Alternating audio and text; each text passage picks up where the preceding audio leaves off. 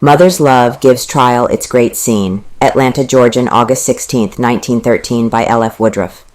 Every human emotion has been paraded during the long 3 weeks of the Frank trial. There has been pathos. Comedy has opposed tragedy. Science has met sympathy. Truth has been arrayed against fiction.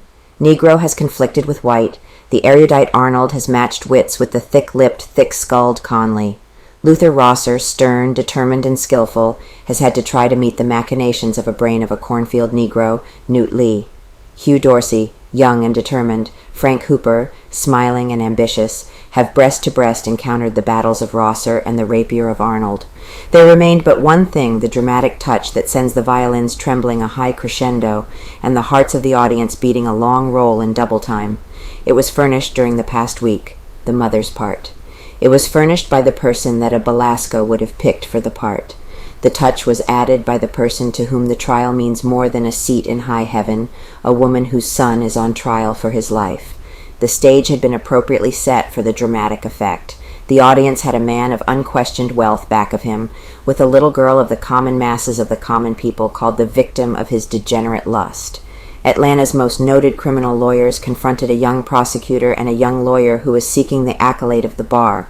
A cornfield nigger had told his simple story. There was even the air of minstrelsy in his testimony, though it was as black as the charge against the man who looked on him calmly and unafraid during the minutes and hours in which he spoke words that helped the opposition in its desire to fasten a rope around his neck.